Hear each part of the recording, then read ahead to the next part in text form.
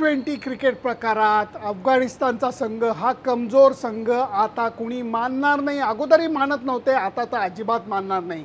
काय मॅच झाली अफगाणिस्तान विरुद्ध पाकिस्तान शारजात झालेली मॅच म्हणजे नेल बाइटिंग मॅच झाली। 129 धावा फक्त करता आलेल्या होत्या अफगाणिस्तानला आणि त्याची राखण करत असताना त्यांनी जीवाची बाजी लावली, लढवय्या वृत्ती दाखवली।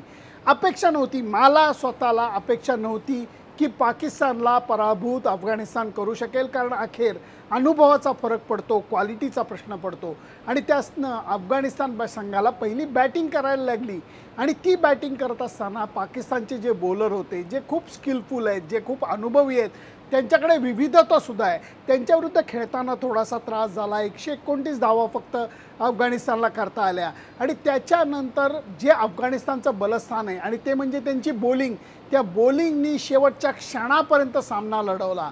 मी तर म्हणेन की अफगाणिस्तानच्या बॉलरनी जीवाची बाजी लावली, मग तो मुजीबुर रहमान असू देत, ते मोहम्मद नबी असू देत, फारुकी असू देत, फरीद असू देत आणि अर्थातच राशिद खान असू देत, सगळ्यांनी प्रयत्न केले आणि दडपणाखाली पाकिस्तान संघसुद्धा अडखळलेला होता। आमचे कोच आम्हाला नेहमी सांगायचे की 8 विकेट जोपर्यंत जातात तोपर्यंत काही प्रॉब्लेम नसतो, कारण तुमच्याकडे 1 विकेट अजून असते, परंतु जेव्हा तुमचे 9 आऊट होतात तेव्हा तुम्ही एका बॉलचे धनी होता। आज सगळ्या भारतीयांना ती अपेक्षा होती की आपला संघ जरी अपेक्षित कामगिरी करू शकला नाही आहे तरी जी काही थोडीशी आशा आहे ती अफगाणिस्ताननी पाकिस्तानला हरवलं तरच आहे, म्हणून सगळ्यांच्या टीव्हीकडे नजरा होत्या, आमची सुद्धा होती आणि त्याच्यामध्ये अफगाणिस्तानने ऑलमोस्ट पाकिस्तानला अपसेट केलेलं होतं।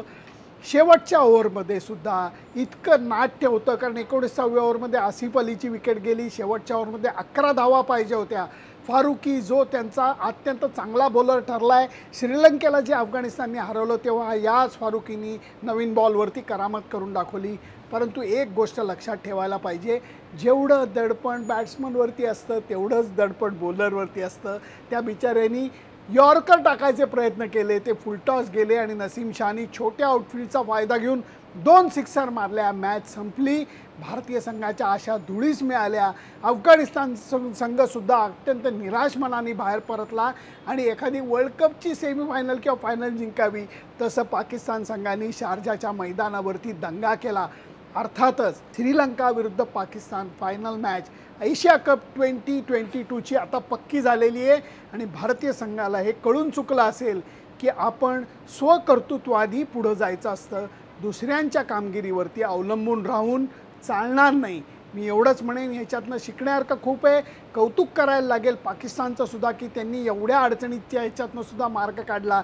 कौतुक करायला लागेल अफगाणिस्तान संघाचं की त्यांनी जबरदस्त फाईट दिली, अक्षरशः तोंडचं पाणी त्यांनी पाकिस्तानच्या पळवलेलं होतं, पण अखेर अनुभवाचा फरक किती पडतो हे दिसून आलं।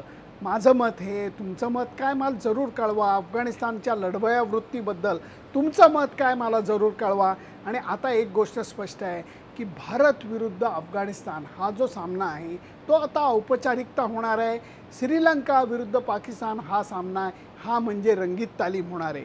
हे माझं मत तुम्हाला कळलं आहे, तुमचं मत जरूर कळवा। त्याच्याकरता माझं फेसबुक पेज, माझं यूट्यूब चॅनल सबस्क्राईब करायला विसरू नका। Bye bye.